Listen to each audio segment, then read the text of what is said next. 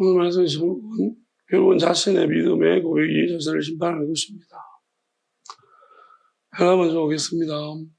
하스, 전체 모든이라는 말이죠. 그래서 완전한 소리라 범위로 무슨 완성된 전부를 말하는 거예요. 여기는 표현 두 개밖에 없으니까 호, 이제 관사, 더, 아르, 누에노스, 거부하다, 인식 또는 인정을 거부하다. 지난주도 우리가 이제 모순된 것을 부인하는 아니라고 말하는 거예요. 이제 그런 의미였지만 오늘은 이 아르메노로스는 이제 인식 또는 인정을 거부하는 조금 의미는 다릅니다. 모순된 것을 선포하는 거랑 잘못됐다는 것을 말하는 것이랑 이제 인식으로 생각, 마음으로 인정 거부하는 것 좀 다른 부분이죠. 그렇지만 의미는 동일하게 이제 거부하는 걸 부정적인 것을 말합니다. 더은 오하고 같은 이제 관사지만 표현 좀 다르게 되어 있고요. 귀온 아들입니다. 아들. 구대는 보정어 뭐뭐도 아니고, 그다음에 바테르 하나님 아버지. 이제 하나님이라고 되기도 하고 아버지라고 이제 어느 쪽으로든 이제 쓸 수 있다는 표현입니다. 인간적인 관점에서 아버지 또는 하나님 표현할 때도 이제 하나님, 아버지 이렇게 바테라 양쪽으로 쓸 수 있다는 말이고, AK는 관계를 말합니다. 그러니까 누군가와 개인적 또는 가족 관계가 있다. 그러니까 이건 개인적 가족 관계라면은 그냥 관계라는 것이 오늘만 더 생기는 거 아니고 어느 정도 시간을 두고 이제 만남을 가져야지 관계가 생기는 거고, 또는 이제 혈육이나 우리 기타 우리가 어쩔 수 없는 뗄 수 없는 그런 관계로 그런 것으로 맺어진 것도 관계라고 표현할 수 있습니다. 그래서 남에서부터 관계가 있고 우리가 이제 인위적으로 만들어진 형성된 관계도 있습니다. 양쪽 다 있으니까 생각해 보면 되는데, 자, 우리가 하나님의 어떤 관점 속에서 하나님과 예수님에 대한 관계,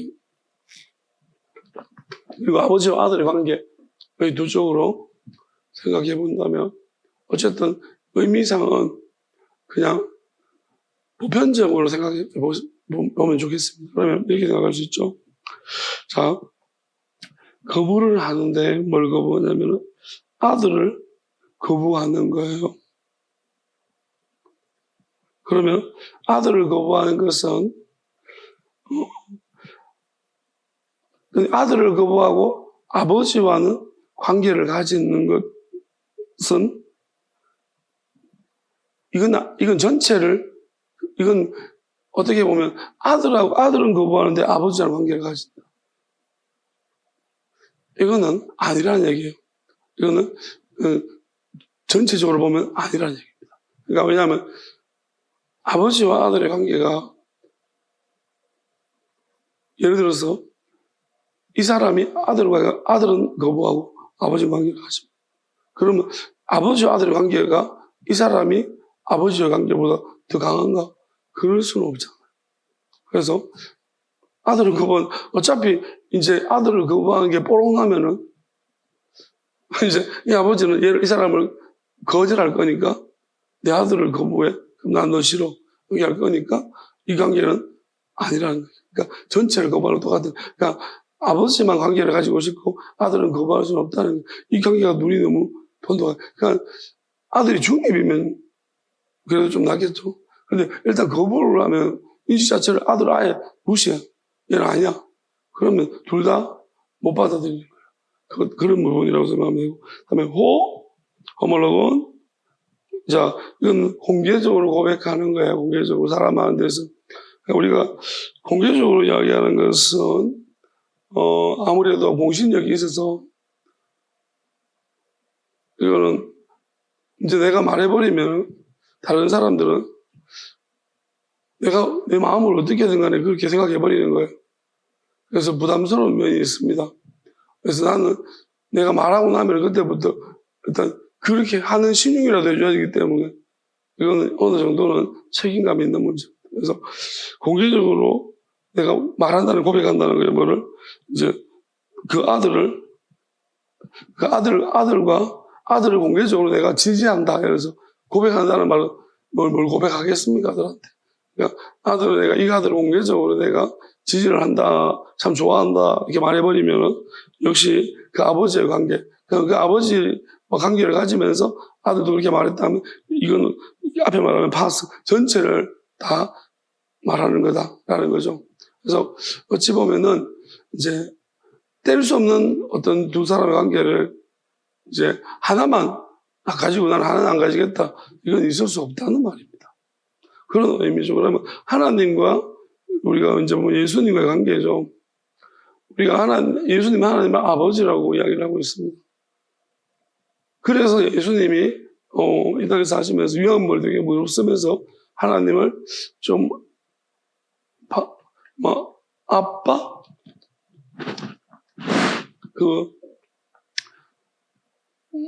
아바라고 그러죠. 아바. 좀 친밀하게.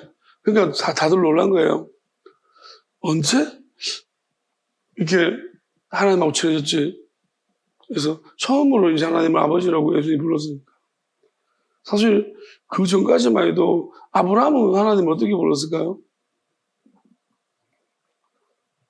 다윗은 하나님을 어떻게 불렀죠? 여러분 이거 놀란 거예요. 아브라함도 하나님을 아빠라고 부르본 적이 없어요. 주여라고 불렀죠. 하나님 또는 주 높으신 분 이렇게 불렀지 아버지라고 부른 적이 없어요. 그러니까 아무도 이때까지는 구약의 선지자 누구도 하나님을 아버지라고 부르는 사람은 없었습니다.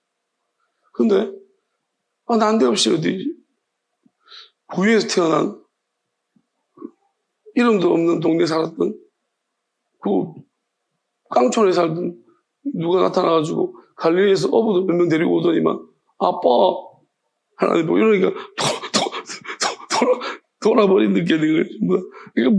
이게 뭐지? 하면 다 돌겠는 거예요. 하나님 아버지라고 하니까 전부 이제 이건 혁신적인 거예요. 우리가 생각해서 그렇지. 아브라함이 하나님을 아버지라고 부른 적이 있을지 모르겠지만 모세도 하나님을 아버지라고 부른 자기들이 그렇게 존경하는 분들도 그래서 유대인들이 존중하고 존경하는 그런 위대한 인물들도 하나님 아버지라고 부른 적 없는데 한데없이 이상한 사람이 나타나가지고 뭐 이상한 잡놈들 데리고 몇 명 데리고 다니면서 뭐가 된 듯이 하더니 막 갑자기 하나님을 아빠로 급기야 하나님을 아바 이렇게 보니까 전부 다 미쳐버리겠는 거예요. 저거 뭐야 저거 그런 거죠. 그게 충격입니다. 충격이죠. 그러니까 우리가 생각해보면 하나님을 예수님이 굉장히 큰 리스크를 가지고서 예수님 이렇게 말하면 온 세상이 충격 그냥 하나님의 아들처럼 좀 와가지고 있잖아요. 아빠라고 불러줘야 되는데 맞잖아요. 구름을 타고 내려오시든지 손오공처럼 이렇게 쫙 타고 내려와가지고 하나님 아빠 그러면 누가 뭐라 하겠습니까? 그죠? 다 하나님 아빠 그러면 역시 하나님 아버지시면 이렇게 할 건데 갑자기 어디서 뭐 부위에서 태어났다 그러는데 소리 들어보니까 그게 태어났고 어디 뭐 시골에 아버지도 뭐 모병 뭐 인정할 만한 게 없어요. 근데 뭐 어부 잡놈 몇 놈 데려와가지고 세리에다가 몇 놈 끌고 못 와가지고 이제 몇 명 이제 지지 세력이 좀 생기니까 힘을 얻어가지고 아빠 그런데 이게 뭐 도대체 말이 안 되는 거예요. 믿을 수. 그러니까 예수님이 압박하는 바람에 더 믿기 싫어.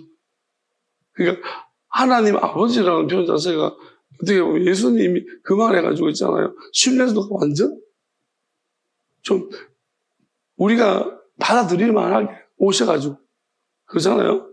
그래 구름을 안 타고 오더라도 그래도 최소한으로 해로 가문에 태어나든지 좀 비상한 청명 어릴 때부터 뭔가 두각을 드러내면서 우리나라도 간거 보면은 3살 때 미적분을 푼 아이 김용웅인가 IQ 210인가 그런 애 있잖아요. 그러면 신문에도 나고 일본에도 갔다 오고 평범한 사람 됐습니다. 지금 근데 어쨌든 간에 뭐 그 정도 되면 우리가 그러면 걔가 아빠 그러면 와 인정할 만하잖아요. 혹시 모르잖아. 근데 예수님은 30살까지 뭐 했는지를 몰라. 말을 들어보면 주변 사람 물어보니까 노가다를 했대. 아버지 따라다니면서. 그러니까 이거 무슨 도대체 그런 사람이 나타나가지고 갑자기 난데없이 아빠 단 한 가지 좀 깨름직한 게 있다면 세례 요한이 이 사람을 무시를 안 하는 거.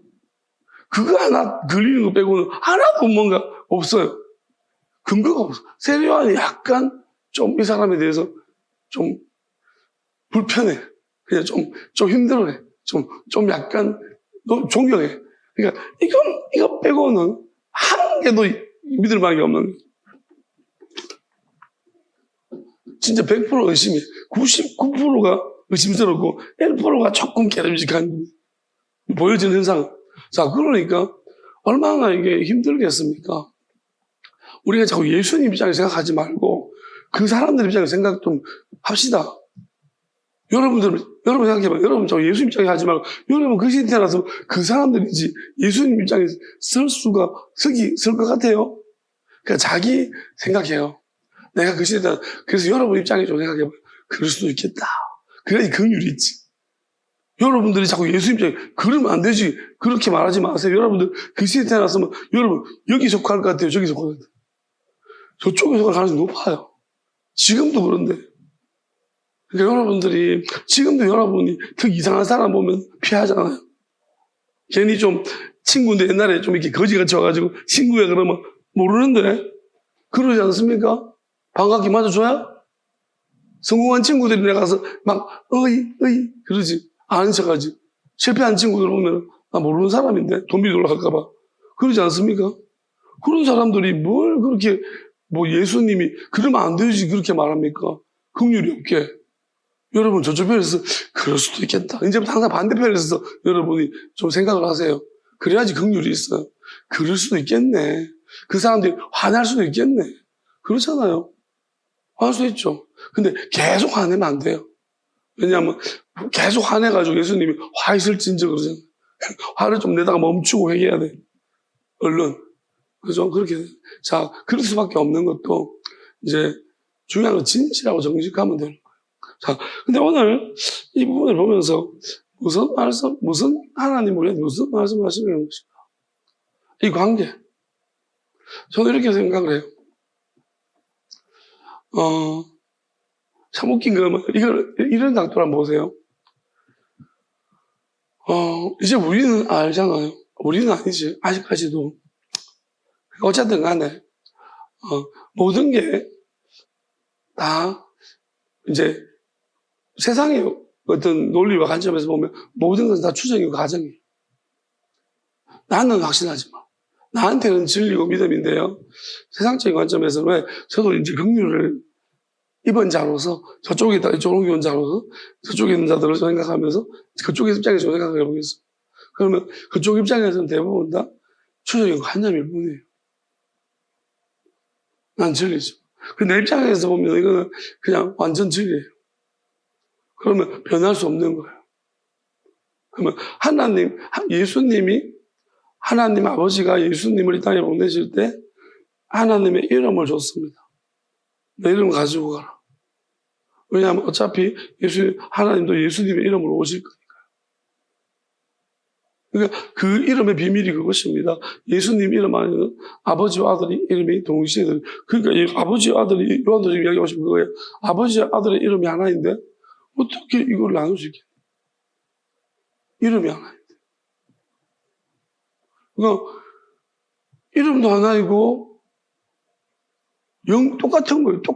완전히 이건 예수님이 그래서 요한복음 17장에 대제하는 기도에서 아버지와 나는 하나이니라.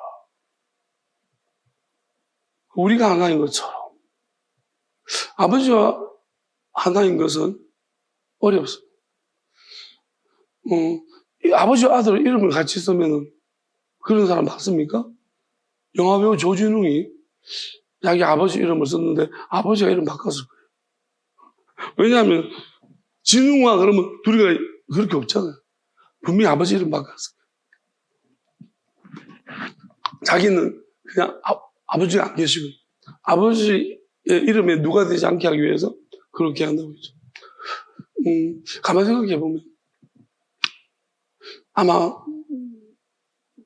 저도 이제 우리 아들 이름 지을 때 우리 아버지한테 혼났어요. 왜냐하면 어떻게 아버지랑 아들의 이름 돌림자 같은 걸 쓰냐고. 왜냐하면 제 동생이 신진인데 신자잖아요. 신자 신일 신진 이렇게 신자 돌림이에요. 그러면 아들은 이제 돌림자는 같은 거 쓰면 안 되죠. 난 우리 아들은 신민이니까 아버지가 너가 삼형제가 너가 세 명 삼형제냐고 어떻게 같이 신자 돌림을 써버리냐고. 우리가 우리나라는 보통 그랬잖아요. 돌림자가 있어요. 그래서 저 합천 이슈인데 아마 제가 33 복사공부 33대인가 먹을 거예요. 사실 옛날에 이제 우리 때는 초등학교 때 막 가면 진짜 저는 부끄러웠습니다. 왜냐면 다들 이슈들을 보니까 전주시가 되게 많다. 근데 다 왕족이라 그래 자꾸. 아이씨 뭐지? 이게 진짜 우리 엄청나게 우리 초등학교 때 이거 많이 다 알아오래요. 그리고 아버지 직업, 아버지 학력, 자 초절 흔들고 정말 우리 때 이거 애들 진짜 그 집에서 물어보면 엄마 뭐라 할까 물어보면 중학교 나왔다 해라. 그렇게 보통 집에서 그렇게 말해라. 뭐 대학원은 설마 그 집 못하니까 그죠? 그래서 네. 그렇게 그런 식으로 이제 하고 그렇게 했거든요. 뭐 가정조사 그러면서 막 가정 방문 그러면서 이제 선생님들이 와가지고 이제 잘 사나 못 사나 보거든. 그래서 저희 집은 장사를 해서 좀 사네 그러면서 나중에 어떤 선생님 우리 집에 돈 빌리러 오고 어머니가 나중에 말씀하셨어요. 돈 안 갚았다고 제 동생 담임인데 돈 안 갚고 도망갔대요. 우리 이제 강사니까 돈 빌려달라 그래가지고 선생님 돈 빌려달라니까 어떻게 하면 빌려줬는데 돈 안 갚고 도망갔대요. 그래가지고 그런데 어머니 그런 말씀하시더라고요. 그러니까 어쨌든 간에 이제 그런 가구조사 이런 거 우리 집 많았단 말이에요. 그래서 특별히 가문 그래가지고 이제 막 어디 물어보니까 아버지가 할아버지한테 물어보니까 할아버지가 족보책을 쫙 끄시고 족보가 있더라고요. 그리고 이게 쌍놈도 족보가 있나? 그래가지고 막 하면서 그래가 할아버지가 설명하는데 무슨 말 잘 모르겠고 뭐라더라? 합천이 이제 목사 공파래요. 그래서 그때 목사가 있었나? 목사 공파에 뭐 쌍년분인가 시조가 그렇고 뭐 이렇게 말하면서 33대 손이래요. 네가. 그래가지고 학교에 적어냈죠. 적어냈는데 나는 이게 목사가 뭐지? 목사공이 뭐야? 그러니까 제가 볼 때 제 생각은 그런 것 같아요. 지금 생각해보면 그 옛날에 목사라는 그거 있잖아. 지방의 관리. 그건가? 싶기도 하고 모르겠어요. 하여튼, 요렇게 파가 있던데 보니까. 근데 제가 이제 합천이 씨가 쌍놈은 아닌 것 같아요. 약간, 이 지방 호족 출신. 반역. 이게가 이제 반항을 일으켜가지고, 이제 하나의 시족을 만들었어. 그래서 목사공, 합천이 씨를 만들었는데, 근데 보니까 제가 왜 이렇게 하냐면, 제 학렬이 만자 돌림인 것 같아요. 우리는 이제 믿음이, 저희 아버지, 제 이름은 목사님 지었으니까, 이제, 다르게 했지만, 이제 돌림자가 있잖아요. 그럼, 제가 볼 때, 우리 아버지 때는 다 규자인 것 같아요. 규로 다 들어가면, 아버지 때는 그런 걸 돌림자 쓴 것 같은데, 이제 저희 때는, 이제 우리 가족은 믿음을 가져버리니까, 우리 사촌도 요한 돼버리고, 그렇게 돼버리니까 다 이름이 이제 돌림자가 없어진 거예요. 그러니까 근데 보니까 만자도 그래서 이만기 이런 사람들이 저희 학렬인가 모르겠어요. 윗대인가 학렬인가 모르겠어요. 그쯤 될 거예요. 이만수, 이만기 이런 무인 그리고 이만석 옛날 총재 한 분 있었어요. 그 사람 있고 그게 이제 우리 가문에 있고. 그래 어쨌든 이거 이야기하는 것은 이 성이라는 우리나라가 돌림자를 쓴단 말이에요. 그러니까, 근데 이제 그게 뭐냐면은 어떤 같은 학렬을 표현하기도 하고, 그렇지만 두 개 같이 쓰진 않잖아요. 아버지와 아들 이름 완전히 같지는 않잖아요. 그러니까 저는 이 돌림자를 같이 쓰는 것도 이제 어른들은 싫어하더라고요. 어떻게 너 이거 누구 밑에 애들 위로 올려가지고 같이 만들어버리냐. 그렇게 말해요.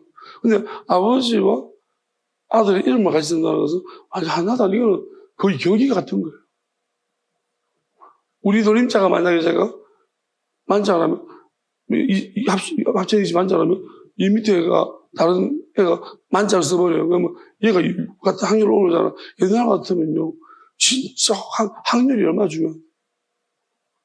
우리가 저희 때만 어떤 게 있냐면은 엄청 나이 많으신 분이 와가지고 아이고 어르신 가면 인사합니다. 조그만한데 왜? 자기가 이제 저 밑에 대손인 거예요. 아들을 빨리 결혼해 나가지고 대가 많아진 거예요. 저 밑에 대손이 와가지고 막 인사를 오고 가요. 우리 때 육촌도 오고 막 많이 왔었어요. 인사. 그러니까 이게 뭔지는 잘 모르겠지만 우리는 이게 이 시대에서 이해가 안 되지만 그때는 어른들은 그게 굉장히 중요시 여겼어요. 그러니까 같은 급이라는 거죠. 그러면 하나님이 예수님을 보면 예수님 분명히 아들이라고 표현했거든요. 아들 같은 하나님 보시되 이게 하나님의 어떤 형태 속에서 아버지 아들의 형태는 없어요. 하나가 맞아요. 하나 나라가면 하나예요. 그렇지만은 이 땅에 왔을 때는 이제 우리가 이해하기 위해서는 그리고 하나님의 예수님이 우리가 신학적으로 이거 비하라고 말하는데요. 하나님의 존재가 그냥 이렇게 입자가 되면서 뭐랄까요 안 보여야 되시는데 자 여러분 안 보이는 게 좀 급이 높을까? 쉽게 말하면 급이 높을까? 보이는 게 급이 높을까요? 어느 게 급이 높아요? 그럼 여러분들은 귀신이 우리보다 급이 높아요? 안 보이잖아. 근데 사실은 어떻게 보면 우리가 이제 급이라고 말하니까 우리 관점에서 보기 헷갈리잖아요. 실질적으로 보면은 안 보인다는, 그럼 이렇게 생각해 볼게요. 안 보이는 존재와 보이는 존재가 있으면 어느 게 제약이 심해요? 보이는 존재가 제약이 심해요. 자꾸 들키잖아, 먹을 때도. 안 보이는 존재라고 생각해봐요. 내가 뭐 먹는다고 들키지도 않는데. 꿀밤 때려도 안 들키고. 훨씬 더 우리가 많은 자유로움이 있습니다. 안 보이면. 근데 보이는 존재는 일단은 보이는 것 자체가 정말 그냥 내가 빨리 달리면 빨리 달린다고 문제. 늦게 가면 늦게 간다고 문제. 그러니까 이 보이는 자체가 어떻게 보면 안 보이는 존재로 살다가 보이는 자체가 비하고 어려워요. 그러니까 예수님이 하나님이 가라고 했을 때 어떤지 알 거 아니에요. 되게 이건 힘든 일인 것 같아요. 안 보이는 존재로 계시다가 보이는 하나의 딱 이렇게 보여. 이게 표시가 나잖아요. 한 덩어리로. 그러니까 이건 되게 어려운 일이에요. 그냥 우리가 삶의 체험 현장 같은 거 있을 때 생판 이제 서울시장 하는 분들이 삶의 체험 현장 모르겠어요. 뭐 체험 하여튼 뭐 그런 옛날 프로가 있었는데 뭐 서울시장이나 보신 분들이 광부를 하거나 이런 거 하잖아요. 한 번씩 체험하는데 보면 하루라도 힘들잖아. 그런 삶을 살아가는 게. 근데 그보다 더 심한 것은 만약에 개처럼 한번 살아봐. 내 발로. 하루만. 정말 힘들고. 우리 두 발로 살아가다가 내 발로 허리 다 나가요. 개처럼 이렇게. 먹을 때도 이렇게 먹다가 개는 어떻게 먹죠? 입으로 먹잖아. 더럽겠죠. 우리 손을 쓰는데. 어쨌든 간에 엄청 힘든 부분이라고 생각합니다. 여러 가지 면에서 측면에서 뿐만 아니라 가장 고통스러운 것은 이 땅을 누가 지배하고 있나. 저 영원한 곳에 있을 때, 모이는 곳에 있을 때는 찍소리도 못하는 어떤 존재들이 이 보이는 곳에 오니까 완전 왕노릇하고 있는 거예요. 그럼 이 왕놀이하고 있는 이곳에 진짜 왕이 어떻게 보면 오셨는데 어떻게 오셨냐면 왕놀이하고 있는 백성도 아니에요. 왕놀이하는 백성들도 아니고 완전 저 최하층면으로 오셨다는 거예요. 이게 얼마나 큰 수치스러움인지. 그러니까 우리는 그 쪽팔려 죽겠네 이런 이야기는 예수님한테 하지 맙시다. 아이고, 그리고 힘들다는 이야기도 여러분 되도록이면 여러분들이 저짝에 있을 때는 모르겠는데 이쪽으로 오시면은 이제 예수님을 이해하시기 시작하면 이걸 거절하시면요. 여러분 부정하시면 괜찮아요. 근데 여러분이 예수님 믿습니다. 받아들이면 이건 예수님 믿는다는 의미 안에 포함되어 있는 거예요. 여러분 아들을 거절하면 상관없어요. 아들을 거절하는 바리새인들은 이제 쪽팔리고 이런 거 싫어가지고 뭐 폼 잡고 이러고 다니지만은 우리가 아들을 받아들이신 분들은 나 쪽팔리고 수치스럽다 이런 이야기는 왜? 여러분이 믿는 늘 사랑한다고 말하시는 분이 어떻게 사셨는가? 어떤 존재인가를 보세요. 어떻게 오셨는가? 정말 수치스러운 거예요. 진짜 왕인데 왕 노릇이 아니에요. 정말 왕이 이 땅에 왔는데 왕 노릇하고 있는 놈한테 이 저쪽에 있을 때는 그냥 구신구신한 것들이 여기 오니까 보이는 세상에 오니까 왕 노릇하고 거기에 제일 밑에 와 있는. 그러니까 예수님이 그럼에도 얼마나 당당하셨는가. 그냥 존재론적으로 보면 비참하지만은 행위론적으로 보면 당당하셨어요. 예수님은 전혀 왜 진짜 왕이시니까. 여러분도 왕의 자식이라면 당당하셔요. 우리가 수치스러움도 당당하게. 왜? 예수님은 왕이잖아요. 왕이셨어요. 예수님, 최소한 우리 예수님과 관련이 있다면. 왜? 왕의 신하든지, 왕의 뭐 백성이든지, 그리고 왕놀이 하는 애들하고 있으면, 너희는 왕놀이고, 우리 진짜 왕이고. 맞잖아요? 진짜 왕과 왕놀이 하는 애들하고는 달라야죠. 부루마블 가지고 노는 애들하고, 우리가 진짜 돈 가진 애들하고 달라야죠. 그 부루마블 가지고 뭐 할 수 있습니까? 그러니까, 그런 애들하고 달라야 되는 거예요, 우리는. 근데 우리는 지금 어떠냐면, 진짜 돈 가지고 이다 하면서, 부루마블 돈이 자꾸 불어가지고, 왜냐하면 부루마블 판이 너무 커졌어요. 그러니까 요만 온 세상이 부루마블만 하고 있는 거예요. 그러니까 진짜 돈을 가지고 있는데 이제 진짜 돈을 잘 쓸 데가 없고 부루마블만 돈만 다 쓰는 거예요. 그러니까 이 가짜 돈이 동용되니까 이게 보니 이게 진짜 돈을 내가 가지고 있는데 당당해야 되는데 왜 내가 쭈구리가 되는지 모르겠어. 이런 거죠. 그러니까 우리가 그런 상황, 그러니까 예수님이 어떻게 사셨는가를 보십시오. 그리고 예수님이 이렇게 말씀하시는 거예요. 이 부루마블 놀이가 언제 끝날 것인가? 안 끝나겠다는 것입니다. 너무 이제 돌이킬 수 없는 거예요. 온 세상 체계가 다 부루마블 놀이로 바뀌어져. 그러면은 예수님이 어떻게 떠나자. 버려라. 여기 자꾸 기워하지 말고 가자. 전국으로. 그러니까 그리고 한번 보자. 이게 정말로 진짜인지 놀인지. 그러니까 그렇게 우리가 이해하면 이해하는 거예요. 자, 그래서 우리는 여기서 중요한 것은 하나님이 계시고 아들이 왔습니다. 그러면 아버지와 아들 하나인데 그 이름은 같은 지위를 줬다는 거예요. 근데 이 땅에 오셨는데 보니까 이 땅도 반응이 좀 다른 것이 뭐냐면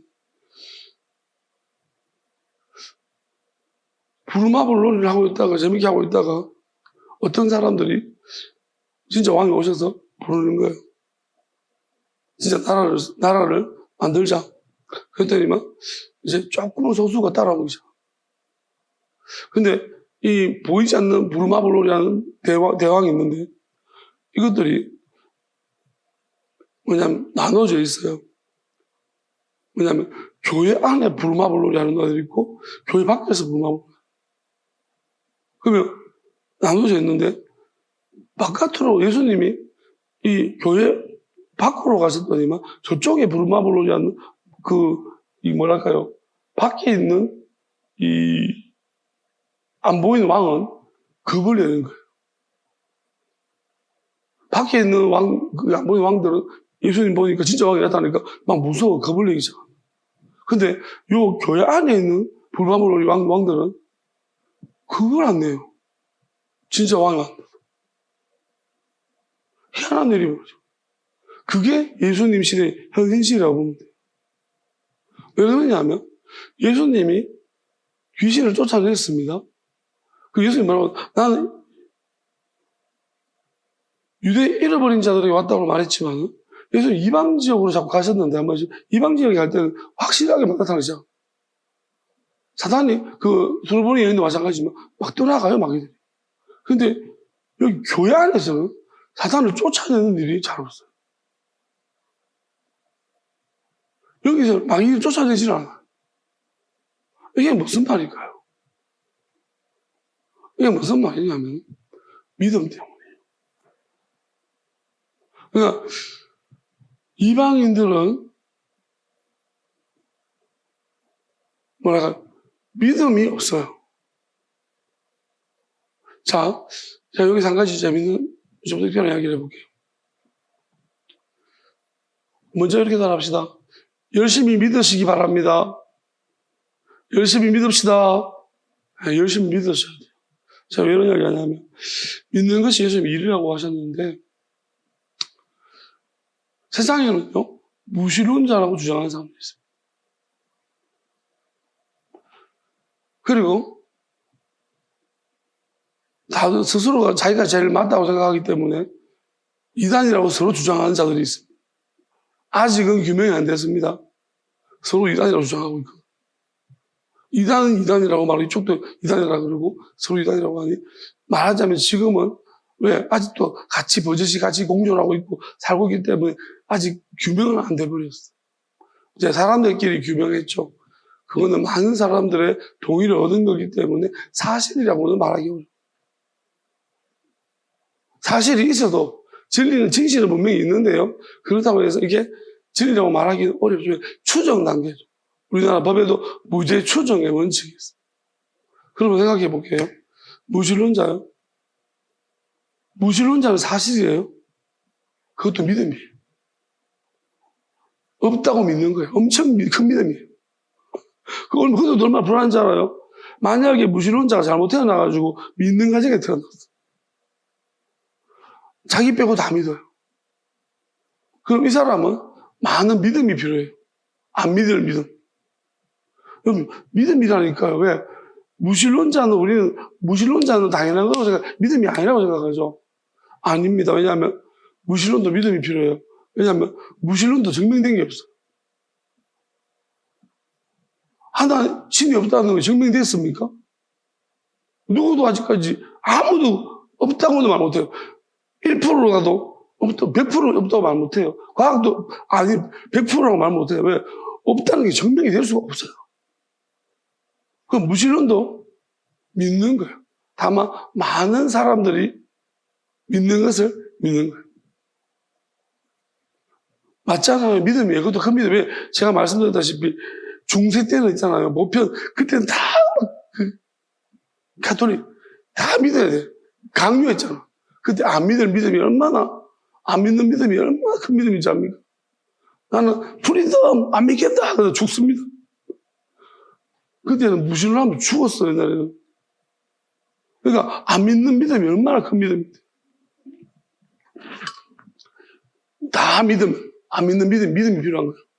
자, 그럼 지금은 많은 사람이 안 믿으니까 믿는 믿음이 필요한 거고. 근데 문제, 또, 여기서 뭐예요? 뭘 믿는 믿음이에요? 지금, 온갖 게, 자, 진짜로 따져보면은, 우리 저 교단이라고 얘기하죠? 교단 이야기 하지 맙시다. 왜? 그 교단 안에 얼마나 많은 계파가 나눠져 있고,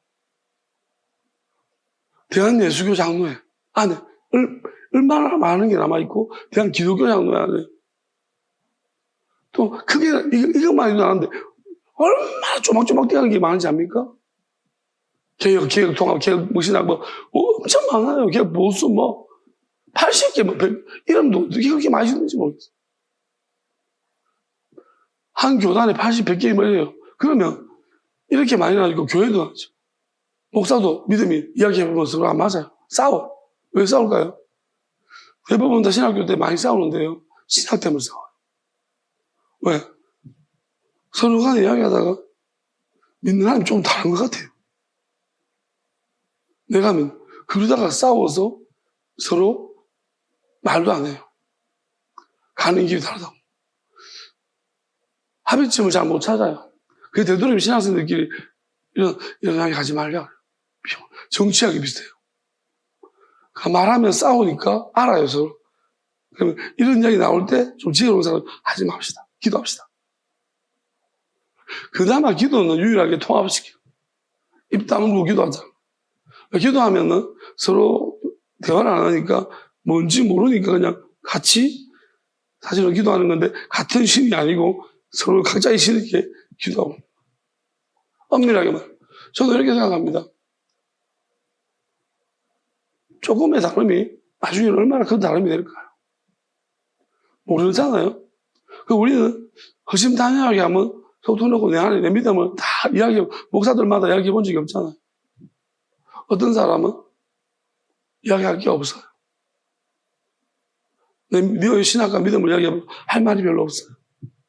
신학이 없어요. 뼈대가 없어요. 자, 근데 믿어요. 이 사람이 가진 믿음. 좀 하나님을 깊이 만난 사람이 가진 믿음. 그러면 하나씩 맡겨놓으면 나중에 보면 방향이 많이 달라져. 우리 애써 그냥 억지로 안 맞는 걸 맞추려고 하고 있어. 여러분, 양복 같은 거 살 때 기성 브랜드를 근데 맞추는 양복도 있어. 테일러라고 말하죠. 그래서 저는 그런 데서 양복을 맞춰본 적은 없어요. 근데 이제 비싸게 이제 천이 좋거나 재단사가 있으면 비싸게 유명한 테일러가 있으면 엄청 비싸요. 근데 그러면 유일한 내 옷이죠. 내한테 치수해가지고. 그럼 아주 핏이 딱 맞겠죠. 근데 어떤 사람은 기존에 나와 있는 브랜드는 맞춰야 돼. 거기 옷이 만들어져 있고 내가 거기 기어들어가서 맞춰야 돼. 근데 몸이 조금, 저는 그래도 양복은 잘 맞는 것 같아요. 허벅지가 조금 이제 힘든데 그 빼고는 다 대한민국 정상적인 표준적인 몸인가 봐요. 어떤 분들은 약간 기형이 쪽의 몸을 가진 분들은 거기 맞추는 게 너무 힘들 거예요. 왜냐면 내가 거기 끼워 맞췄다 보니까 터질 거. 그게 얼마나 힘든지 알아요? 옷에다가 나를 맞추는 게.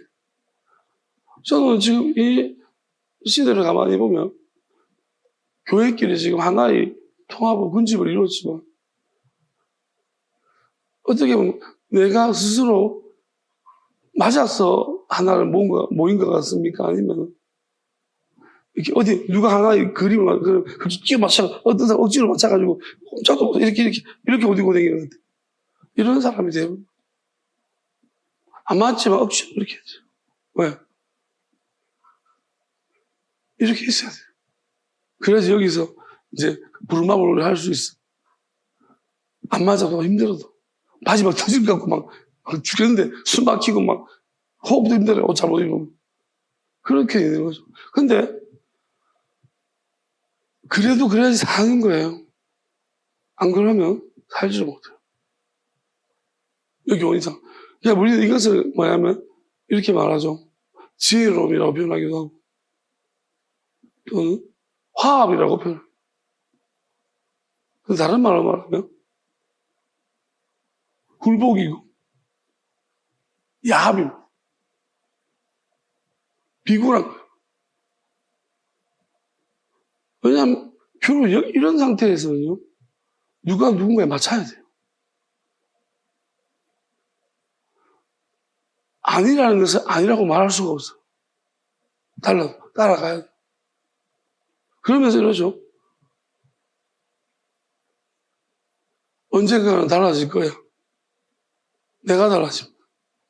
따라가다가 네가 달라져. 달라질 생각이 없는데. 주류가 누군데?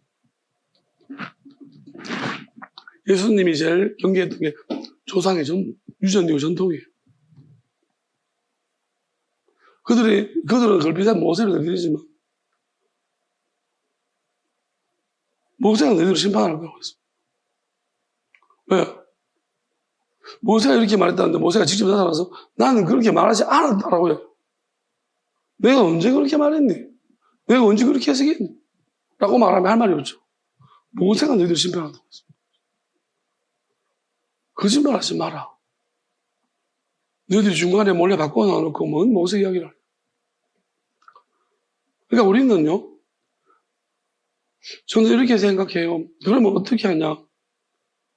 제일 아이디어란 거는 가만 놔두는 거예요. 그리고 스스로 모여지는 거예요. 맞아서. 맞추려고 하지 않고 맞아지는 거예요. 이게 하나님 하시는 건데, 근데 이게 우리는 현실적에서 불가능하다고 생각합니다. 현실적으로. 그럴지도 모르죠.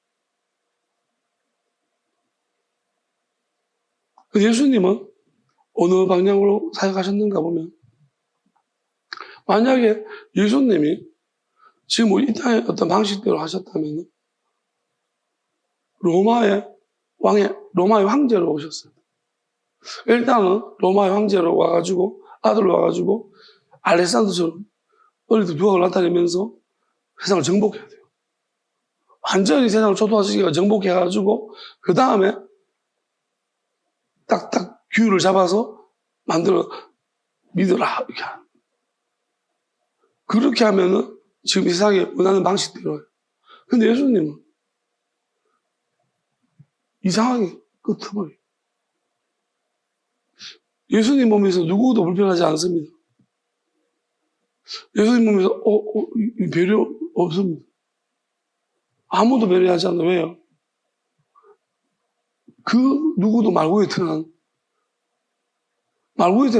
가장 예수님은 어떻게 보면 아무도 예수님에 대해서 예수님이 있다고 해가지고 우리는 누가 있음으로써 내가 부담스럽고 의식되는 사람 있잖아요.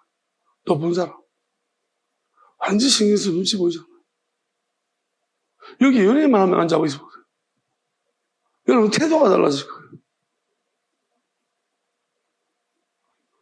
대통령이 와서 예배 드려요. 어떤 교회를. 그러면 태도가 다 그 교회가 갑자기 찬양 소리 달라져요. 어떻게 되냐. 옆자리에 앉은 사람은 예배가 안 돼요. 정신이. 대통령 정신이 맞잖아요. 평소에 예배 정신이 하나도 없는 신경 써가지고 맞지 않나요? 부담되잖아요. 근데 예수님이 앉아있으면 부담 아무도 왜? 누구도 신경 안 써요. 왜? 제일 그냥 신경 안 써도 되는 분이에요. 내보다 모든 사람이 밑에 있어. 그러니까 저는 이렇게 생각합니다. 지금의 교회는 어떤가? 목사님들은 주로 어떤 전략을 쓸까요? 신비로움을 씁니다. 신경 자꾸 쓰기만 해도 부담스럽게. 왜? 목회자들 중에서 서울에 나오신 분들이 저희 때는 서울에 나와서 가장 빨리 출세하는 것은 목사. 왜? 교인들은 제일 신경 쓰이거든. 말해서, 서울에 나왔지, 반대를 말하다가 서울에 나왔다, 그러잖아요. 또 잘생긴 목사님 됐어요. 음악 잘해요. 얼굴도 잘생겼고, 제가 목사님 때 정인도 데리고 수련회를 같이 갔는데, 그때 이제 그 연합 집회인데, 어떤 목사 한 사람이 와서 막 찬양인 노래 조금 갸름하게 생겨. 나하고 좀 다르게. 애들이 갔다 오더니 막 저끼리 여자들이 뭐냐 잘생겼듯이 목사 이 지랄하고 앉아가지고 인데서 내가 시기심이 아닌데 막 짜증이 나는 뭐 하는 것이지 그들이 누구들 찬양 안 부르고 뭐 했니? 뭐 그러고 괜히 막 뚝시기 하는 것처럼 정신 나간 것들이 찬양 약간 그렇더라고.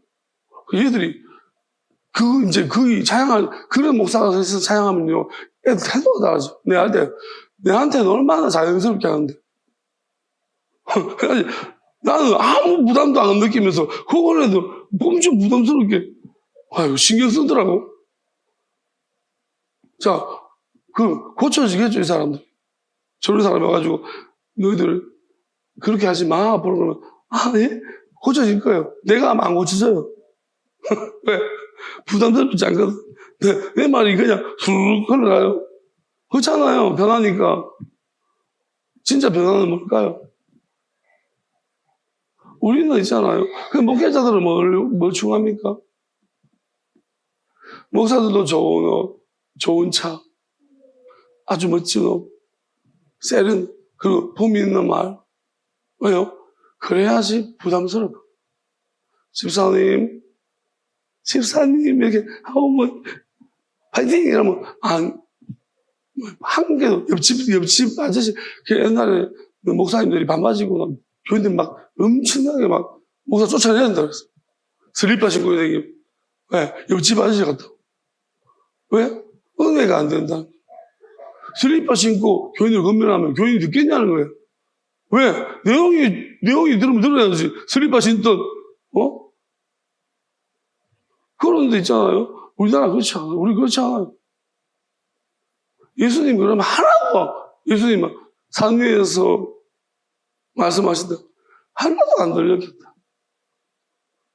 우리는 뭐 예수님이, 저는 이렇게 생각해요. 진짜 변화는요. 자기 안에서 일어나는 거지. 밖에서 보여지는 대로 일어나는 게 아니에요. 자, 믿음인데요.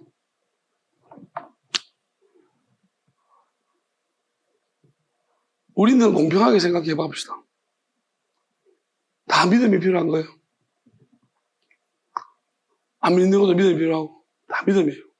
자, 그러면, 누가 이런 이야기 해요? 저는 그 이야기가 어느 공감이 됐어요. 자기 아는 친구인데 목사가 됐대요. 그 목사가 돼가지고 부모님이 믿지를 않는 거예요. 그러니까 이 사람이 이제 교인도 어느 숫자가 되고 그러니까 부모님한테 가서, 아버지한테 가서, 아버지, 내가 그래도 목사고 아들이 목사고 성도 교인들도 있는데 내가 아버지가 안 믿으면 내가 뭐가 됩니까? 아버지가 내가 교인들한테 믿으라 해가지고 제가 아버지도 안 믿게 하는데 내가 뭐가 되겠습니까? 아버지, 교회 내 생각에서라도 교회 좀 믿어야 안 되겠습니까? 이렇게 말해. 이걸 어떻게 생각하세요? 굉장히 좋은 전도인가요? 좋은 전도 방법이에요. 아버지가 마지 못하면 그래요. 미안하다. 할게. 이렇게 생각해 보래요. 저는 그 말이 맞아요. 뭐냐면 만약에 딱 입장 바꿔보세요. 그 아버지가 교회 다니고 아들이 중이 됐다. 절에서 일을 하는데 주지가 되기 위해서 가족이 불교가 된 가족이 기독교 장로를 주지가 안 되는 거야. 찾아가가지고 아버지, 내가 아버지 때문에 주지를 못하고 있다. 아버지 제발 좀 죄를 하면 안 되나? 이렇게 말하는 거랑 뭐가 다르냐? 한번 생각해 보세요. 저는 맞다고 생각해요. 이렇게 말하겠죠. 저는 어차피 이런 이야기가 안 통하는 사람도 있어. 그건 거짓이고 그건 진리고 그렇지. 그건 저는 이렇게 말하면 이제 머리가 네. 제가 말했죠. 모든 게 지금은 안 드러났다. 사실은 정해진 거 맞아요. 진짜는 있는데요. 문제는 뭐냐면 그러면 우리는 이것을 그것다가 적용시키지 말고 다 적용시켜야 돼요. 그게 진리라면은 자, 뭐가 진리인지 드러나 있습니까? 다들 주장만 있는 거예요, 지금. 엘리야처럼 한번 화끈하게 있잖아요. 불이 내려가지고 끌고 와서 다 쳐주기. 이런 일이 있으면 좋은데 성경에 말하잖아요. 하나님이 더디 심판하시니 가짜들이 진짜처럼 설치고 다닌다. 이런 일이 지금 다 주장일 뿐이에요. 지금 믿음 교회도 그렇고 어느 주장이 지금 세지고 있습니까? 옛날에 교회가 셌는데 지금은 엄청 지금 세상이 세지고 있습니다. 안 믿는 믿음이 커지고 있습니다. 믿는 믿음이 작아지고 있습니다. 우리 이런 시대에 살고 있어요. 그리고 이단들이 얼마나 성행합니까? 교회보다 훨씬 힘이 셉니다, 이제는. 정치까지 손을 대고 발을 들이려고 하는데, 이제 한번 메이저를 접근해 보겠다는 거예요. 그 이단은 이런 거예요. 커지면 이단 바뀐다는 거예요. 저는 충분히 이 땅에서 그럴 수 있다고 생각해요. 실제적으로 이슬람의 세계를 꽉 차질 때도 있었어요. 그때는 이슬람이 그들이 있는 국가에서 그게 진짜 진리예요. 지금도 마찬가지 아닙니까? 이단도 그거 생각하고 있겠죠. 정치의 근거에 야합에서 잡아서 확 나라를 쓸어버리면 신천지가 정통이 될 수도 있어요. 이거는 어차피 세상의 논리를 보면은 자명한 일이에요. 힘이 세고 숫자가 많아지면 진리예요. 그러니까 무슨 말이냐면 세상의 논리 말고 진짜 진리는 분명히 있습니다. 말하고 싶은 것은 이것입니다.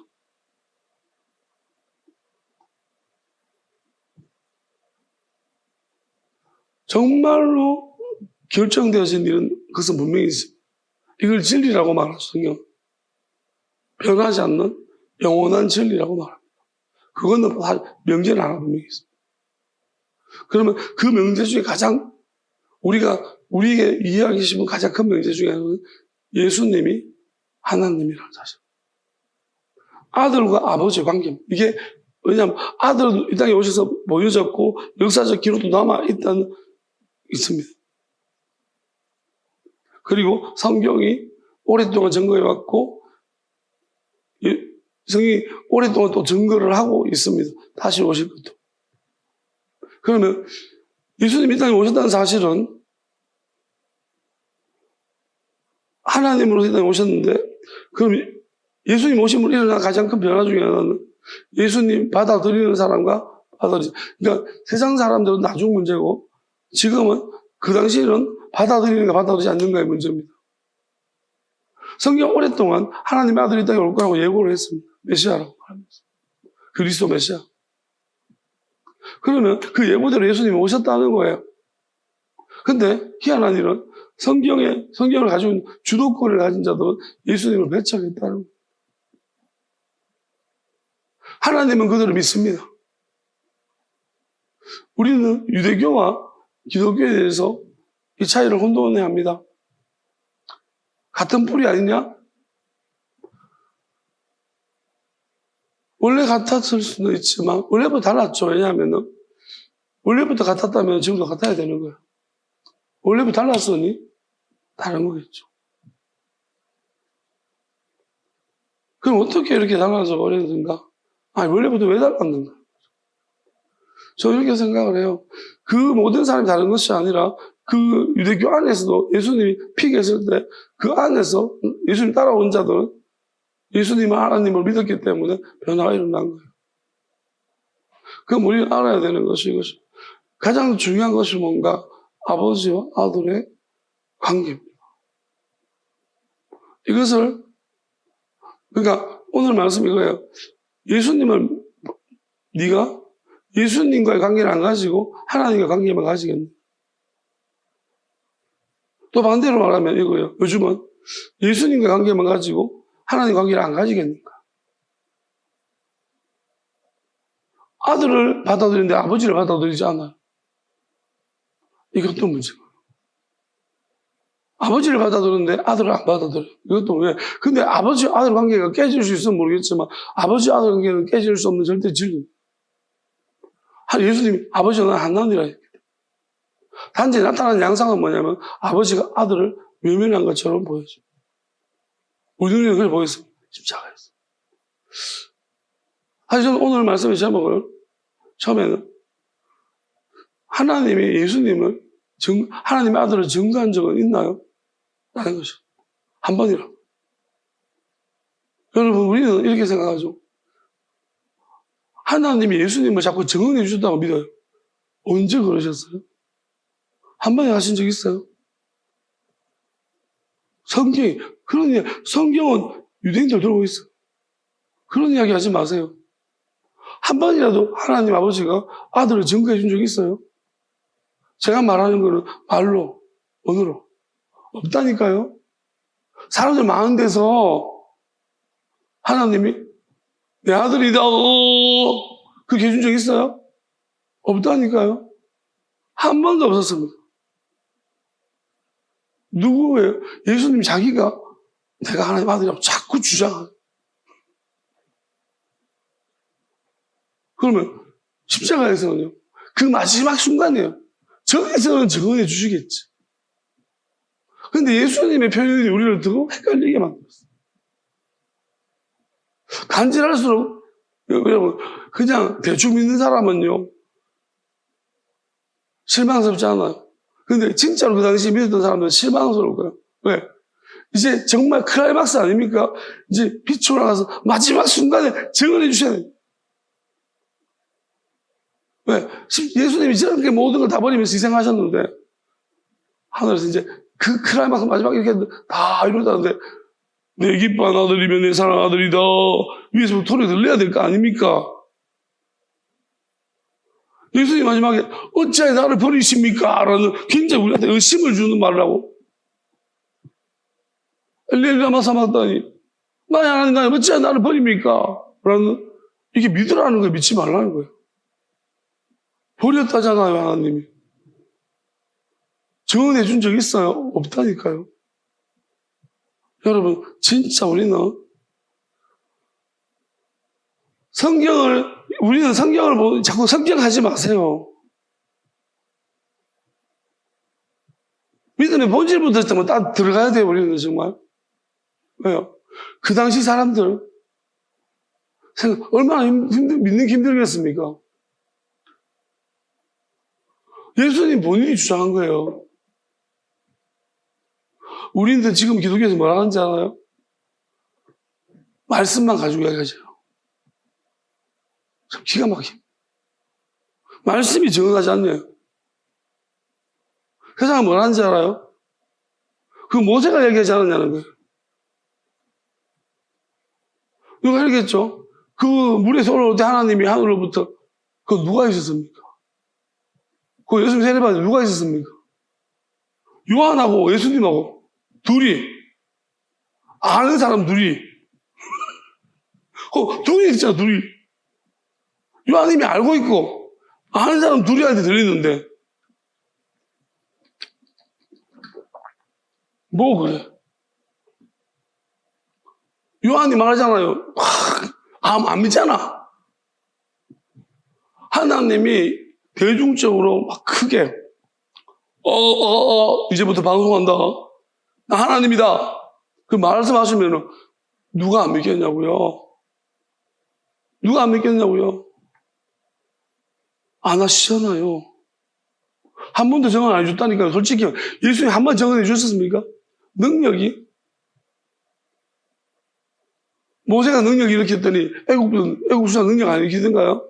바로 왜 교만해져요? 자기는 능력 없어요? 할 줄 몰라요? 할 줄 압니다. 참 우리는 믿는 게 얼마나 어려운 줄 아세요? 열심히 믿으십시다.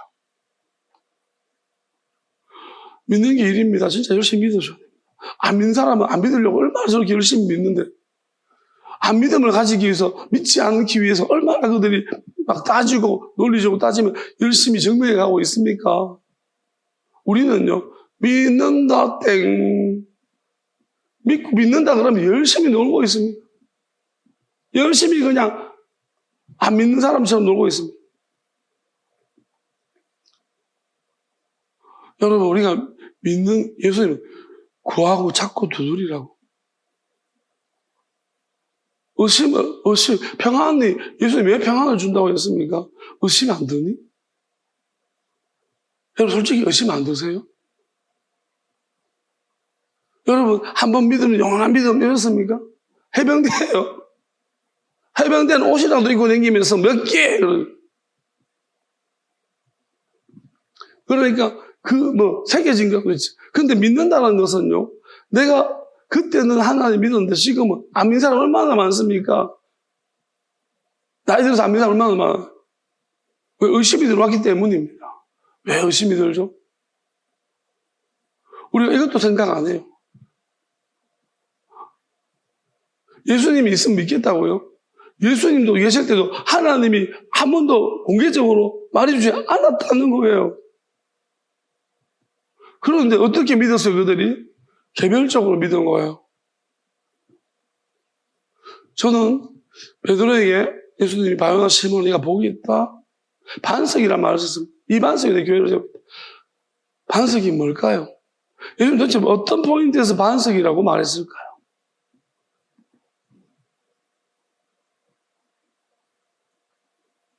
저는 이 포인트라고 생각해요. 그리스도는 하나님이 살아계신 하나님의 아들이시고 그리스도십니다. 우리는 어디? 이 말에 초점을 가죠. 아니에요. 요새 반석이라고 있는 것은요, 이 말을 가지고서 말하는 게 아니에요. 그러니까 말에 초점을 가진 말씀이에요. 근데 예수님은 뭘 말씀하셨냐면, 뭐 때문에 반석이라고 하셨냐면, 바로 시몬아 복이 있다. 이것을 네게 알게 한 것은 너희 육신의 아버지가 아니고 하늘의 아버지다. 베드로한테 이것을 알게 하신 것은 하나님 아버지가 영으로서 직접 말해줬기 때문에 안다. 이게 반석이라는 거예요. 그게 무슨 말이에요? 베드로는 그때부터 영의 하나님의 영원한 음성을 들을 수 있는 귀가 열렸다는 거예요. 그게 반석인 거예요. 말씀은요, 여러분 말씀 보면 믿음이 생깁니까? 말씀 안에서 하나님의 영을 만나면, 영이 말씀하시는 음성을 들으면 믿음이 생기죠. 그런데 우리 이성으로는 말씀을 보면 의심이 생겨요. 동시에 옵니다. 그나마 말씀이 촘촘해가지고 뜻으로 드러나버리면, 이게 말씀이 완벽하게 마귀가 공격하지 못하는 논리로 뜻으로 보여지면 그나마 거기서 믿음이 좀 생겨납니다. 이성적인 믿음. 그렇지만 그것도 다른 논리가 들어오면 또 깨져버립니다. 근데 문제는 안 깨지는 것은 영입니다. 그거 비밀한 뜻입니다.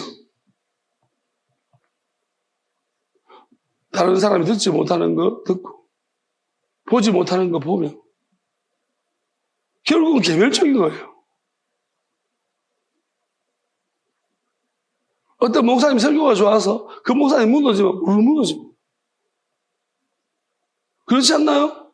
어떤 목사님 믿고 따라갔는데 이 목사님이 말씀을 듣고 믿었는데 이 목사님 나중에 이래 됐다. 교인은 다 떠나요. 말씀을 믿은 거예요? 말씀을 믿었으니 그렇게 된 거예요. 하나님의 영에 예수님이 내 양은 내 음성을 알고 있습니다. 예수님의 음성을 알아야 돼요. 예수님 누구예요? 하나님의 음성이 어떤 음성일까요? 우리는 음성 이런 거 생각하지 마십시오. 그런 이야기 하는 거 아닙니다. 여러분 하나님의 음성을 들을 수 있고 못 들을 수 있어요.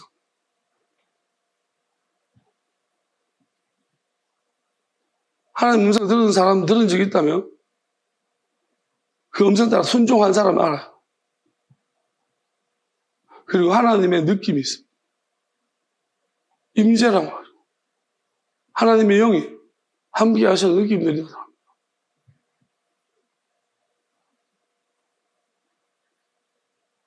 그리고 거짓된 영의 느낌이 있습니다.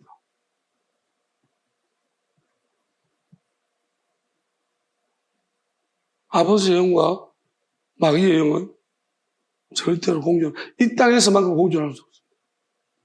이제 이 땅에서 같이 양립이 안 된다는 것은 영원한 곳에서 다 쫓아낸다.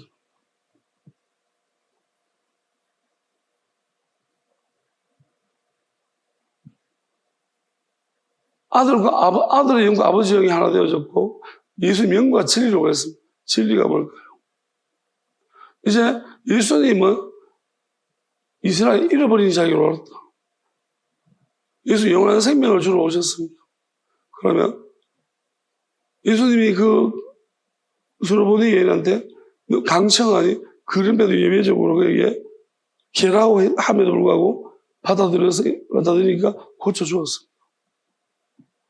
그것은 영유혈을 말합니다. 예수님이 시작을 하셨습니다. 이방인에게도. 그러면 마지막 때에는 이방지역, 땅끝까지 이방지역까지 가는 거예요. 그러면 통합적인 믿음을 말합니다. 그래서 제가 안 믿는 믿음이라고 표현한 거예요. 잘못된 믿음도 있고 안 믿는 믿음도 있는 거예요. 안 믿는 것도 믿음이에요. 당연히 잘못된 믿음을 인도하기도 하지만 믿지 않는 믿음도 줍니다. 그럼 믿음이라는 시상이 무엇입니까?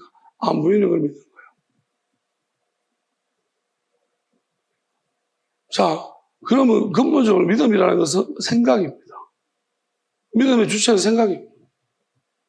나의 신념이라고도 말하죠. 우리가 유물론도 믿음이에요. 니체는 유물론을 주장했습니다. 난 조금 니체 책을 자라도 말했다, 그걸 읽다가 말았지만, 읽어보니까, 어느 정도 읽다 보니까 조금 생각을 읽겠어요. 그냥 유물론이었어요. 자, 생각해 보겠습니다. 이걸 알아야 돼요. 이 의미를 알아야 되는데 중요한 의미인데요. 자, 생명이 무엇입니까? 지금 세상에서 말하고 있는 생명의 정의가 어떻게 되어져 있어요? 이것 때문에 큰 문제가 생겨요. 이제는 이걸 밝혀야 돼요. 왜 그러냐면 우리는 교회 안에 영원한 생명의 정의가 잘못 내려져 있고 세상에서는 생명의 정의가 잘못 내려져 있어요. 왜냐하면 생명이라고 말합니다. 생명의 정의가 어떻게 내려져 있습니까? 세상 사람들 생명을 어떻게 생각합니까? 자, 우리는 일반 이 땅에서 모두 존재하는 것들은요, 죽었다, 살았다. 어떻게? 보여져야 돼요. 일단 생명의 정의는 보여지는 게 생명이에요. 안 보이는 걸 생명이라고 하지 않아요.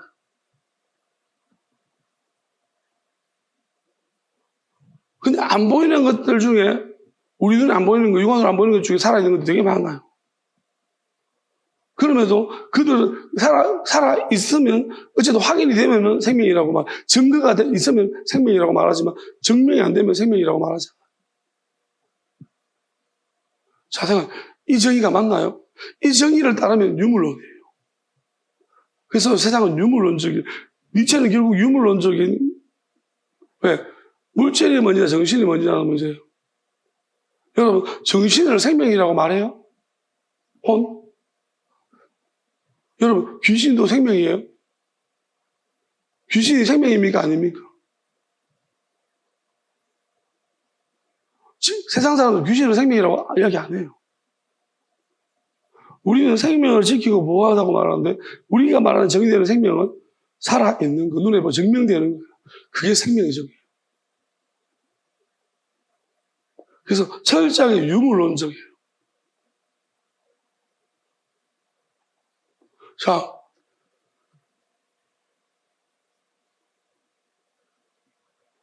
그러면서 우리는 뭐라고 말하냐면 인간의 존엄과 가치가 뭐냐는 거예요. 철저하게 유물론적이면 우리 몸뚱아리를 정말로 섬겨야죠. 생명이 사람의 몸이라면 정말 말이 안 된다고. 그러니까 스스로가 모습이에요. 왜 그러냐면 인격이라며. 그 사람의 고귀함은 어디서부터 생각과 마음을 고귀하다고 말합니다. 생명을 말하는 줄 알아요? 보여지고 증명되는 거래요. 생각과 마음이 보여집니까? 인간의 가치가 뭐라고 따져요? 우리 인간의 가치를 어떻게 따집니까? 인간의 가치로 오면 생각에 동물하고 차이점을 이야기하잖아요.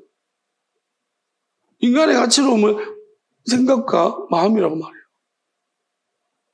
그러면서도 이 가치로움에 대해서 말하면서 결국은 이 껍데기가 더 중요하게 우리는 여기는 거예요. 안 보이니까. 문제는 안 보이는 것의 문제입니다. 그러면, 자, 지금 과학에서 일어나고 있는 반향이 뭐냐면, 물질한데요. 그러면 생명이, 근본적으로 인간은 생명이 그럼 어떻게 출발했냐는 문제가 우리한테 가장 큰 문제예요. 그러면 생명의 기원을 따져보면요. 자, 뭔가 어디 생명을 지금도 뽕뽕뽕뽕 만들어내는 곳이 있으면 답이 있는데 없잖아요. 그런데 우리가 결국 찾아 들어가니까 뭐냐면은 생명이라는 것이 부정할 수 없는 확실한 사실, 죽은 것들한테서 생명이 나왔다는 거예요. 그것밖에 추론이 안 돼요. 네. 생명을 뽕뽕 계속 만드는 영구적인 생명 만드는 뭐가 있어야 되는데 없는 거예요. 그럼 뭐예요? 진화도 결국 뭐예요? 진화의 끄트머리에는 죽은 것이에요. 빅뱅. 그 빅뱅이 생명이에요. 아무것도 안, 그러다 지금 물리학계에서 발견하는 것은 뭐냐면 반물질이에요. 그게 뭐예요? 이런 이야기예요. 비물질. 그러니까 물질이 아닌데 물질이 될 수 있다는 거예요. 진공 상태가 정말 진공이 아니라는 거예요. 사실 물질이 아니고 그럼 물질이 아닌 뭐예요? 정신이나 영이죠. 그럼 이것이 물질 하나 이루어질 수 있다는 것이 밝히고 되고 있어. 물질. 무슨 말이냐면 이게 제로 상태면 마이너스를 만들어버려요. 마이너스 상태를. 그러니까 반물질을 만들어버리면 물질화가 되는 거예요. 반대로 마이너스를 만들면 플러스가 만들어진다는 아무것도 없어도 생각이. 이걸 밝혀냈다는 말이에요. 반물질이라고 하거든요. 그럼 이 두 개가 만나면은 사라진다. 없어진다. 여기까지 찾았어요. 자, 봅시다. 엄청난 과학의 발전이. 이걸 찾아냈으면 우리 생각해봐요. 자, 우리는 지금 어디를 연구하니? 진화가 왜 이때까지 거부당했습니까? 진화 연결고리가 안 보이는 거예요. 보이지가 않잖아요. 지금도 원숭이가 이게 사람이 되고 이런 게 보이는데 안 되잖아요. 없잖아. 그게 자꾸 진화로 디나이하는 우리의 의심을 주는 그 부분이. 그렇지만 이미 그것은 증명이 되어버렸어. 유전자로. 그러면 그 다음 단계는 뭐냐면 그러면 이 최초의 생명이 어디서부터 왔냐는 거예요. 최초의 생명이 어디서부터 찾아봤더니 죽은 것이 있네. 흙, 물. 생명의 기본 원소. 쟤들은 죽은 거예요. 그럼 찾아봤더니 쟤들에서 왔겠네. 추적이 됐죠. 얘들은 어디서부터 왔는데 우주 보니까 아무것도 없는 데서 어떻게 생겨났지? 빅뱅이라잖아요. 빅뱅을 증명하려 보니까 뭐가 반물질 찾아낸 거예요. 정신세계 같은 거 있으신데 뭔가 뻥 하니까 마이너스를 만들으니까 플러스가 뻥 생겨나네? 이런 일이 있네. 맞아요. 자, 그러면 다시 보겠습니다.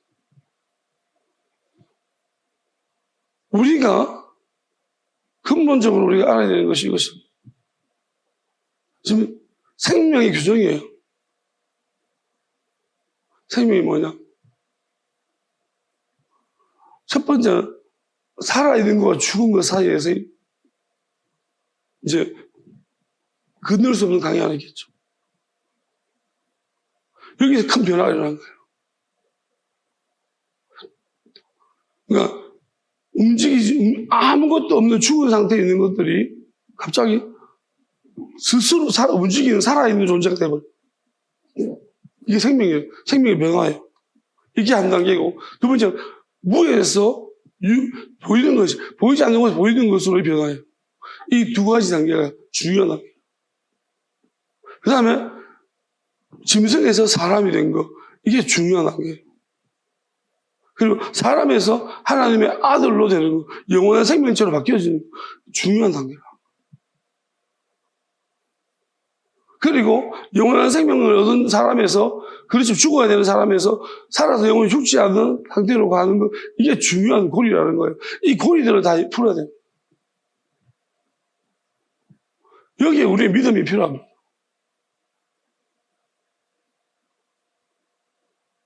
그럼 예수님 어느 단계에서 오시냐? 예수님은 알파 오메가예요. 아버지와 아들이라면 시작이고 끝이라는 거예요. 그러면 예수님은 이러한 죽음 상태에서 없는 상태에서 있는 상태에서 죽은 상태에서 살아있는 상태로, 살아있는 상태에서 질화가 돼서 단세포에서 다세포 생물에서 이제 짐승에서 사람에서 하나님의 아들로, 예수님 사람으로 여기까지가 우리 인간의 존재 상태예요. 근데 예수님이 오심으로써 사람으로 존재할 때는 하나님의 아들이 된다는 약속만 있었는데, 메시아를 하나님 아들을 보여준다. 그러면 아들에서 하나님의 아들이죠. 아들이 오셔서 아들의 영을 받으면 하나님의 아들과 양자, 아들의 영 받으면 아들이 되죠. 그 아들에서 이제 아버지 하나가 되는, 그러면 하나 되는 영을 부으시면 이제 하나님과 하나 되는 돌아가는 단계. 그럼 예수님은 원래 있던 곳에 오셨어요. 그러면 왜 이러한 하나님이 물질이 돌아가는 커다란 구조를 만들어주셨나? 여기서 물을 찾으시고 그러시고 물을 하나님이 다시 하나님께 돌아오게 하기 시작하는 거죠. 이게 중요한 거예요. 그래서 지혜라는 것이 중요합니다. 하나님의 지혜가 되게 중요한데요. 그리고 영이 중요합니다. 결국은 뭐냐면 우리는 자꾸 눈에 보이는 기록된 걸 이야기해요. 증거 이야기하죠. 증거 자체가 문제예요. 그리고 위조, 조작, 잘못, 왜곡, 그리고 심지어 봤다는 잘못 받는 것도 많고. 실험해 봤잖아요. 몇 미터만 지나가면 잘못 봐요. 그리고 한번 몽타주 같은 거 있지 않습니까? 옛날에 몽타주를 봤는데, 몽타주 가지고 버리면, 몽타주 사람 모자 씌우면 다 똑같아요. 몽타주 그걸 못합니다. 정의? 무슨 정의? 우리 외국 때는 자기 생각이 들어야 되는데, 결국 우리 안에서 선한 것은 없습니다. 사람 안에서는 분명히 왜곡 때 뭔가가 있다는 거예요. 왜냐하면 우리 출발점 뭡니까? 여러분, 우리 다 심각하게 말하면 우리는 짐승, 그 다음에 단세포, 그 다음에 죽은 상태, 흙. 예수님, 하나님 뭐라 했습니까? 성경에 흙이 흙으로 돌아갈지니라. 우리는 이렇게 생각하죠. 하나님께서 우리를 그렇게 만들어줬던 우리의 바람 때문이지, 차력으로 하나님이 이렇게 빚어가셔가지고 이렇게 눈, 코 달고 인형 만드시 눈 달았다, 코 세우고 눈 좀 세워주면 해줄게. 이런 식으로 생각하고 있어요. 하나님은 흙으로 만들었다고 말했지, 하나님이 이렇게 하나님 형체가 없는데, 보이지 않는 분인데 어떻게 하나님이 하시냐는 거예요. 아니라는 거예요. 그럼 하나님 흙으로 만들었다면 우리의 근본 흙이니 흙으로 돌아갈지라고 했습니다. 우리 육체는 어떠면 흙덩어리예요.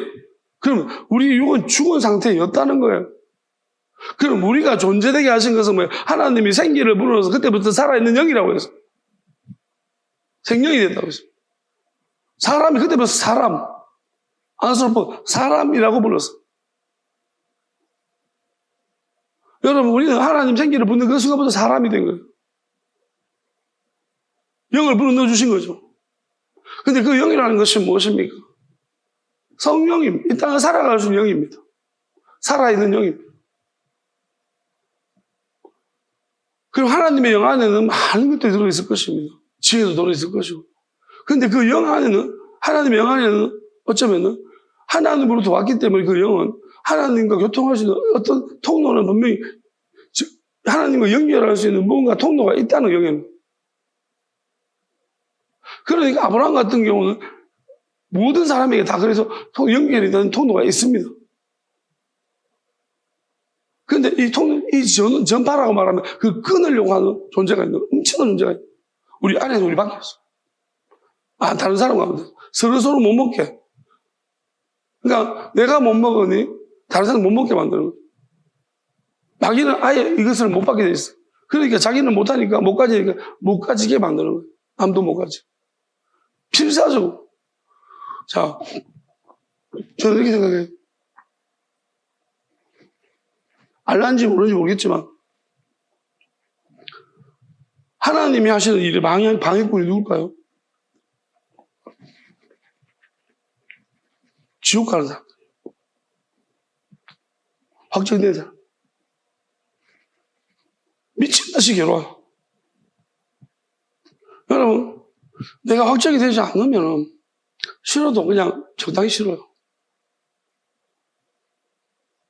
근데 내가 지옥가 확정됐죠. 그러면 방해를 해야 돼요. 뭐야? 마귀는 근본이 시기심이에요. 본질이 시키고 거짓말이에요. 속이는. 보여지니 잘 보입니다.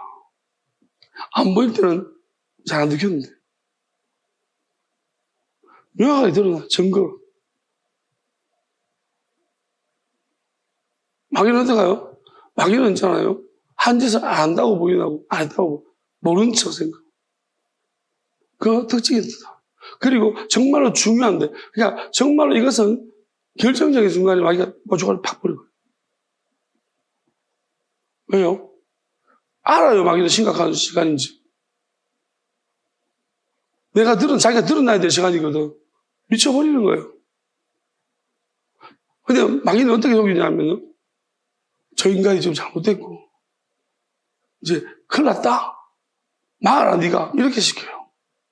네밖에 없어. 네가 고쳐줘, 네가 막아야 돼. 이렇게 마귀는 속일 거예요. 각자의 믿음을 따라서. 네가 구해줘야 돼. 저 불쌍한 사람 어떻게 할 거야? 마치 이런 식으로 마귀는 속인다니까요.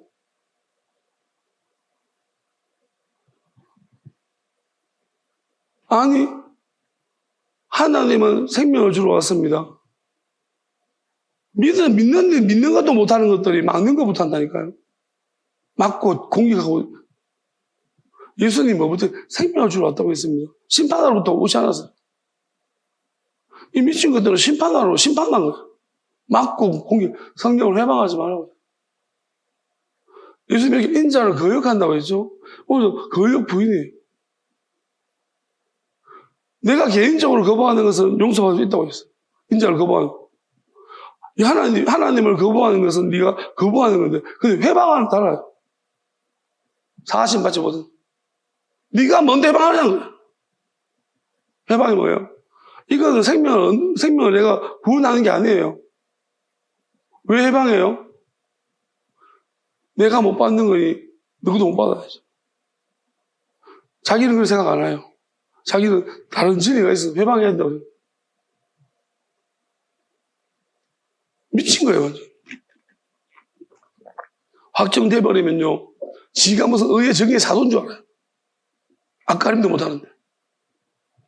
마귀는 그렇게 부추기는 거예요. 지 앞가림도 못 한다니까요. 똥이 된지 구분 못 해요. 그럼에도 불구하고 네가 뭐 대단하니 어쩌니 저쩌니 가면서 마귀는 네밖에 없니? 네가 막아야 되니?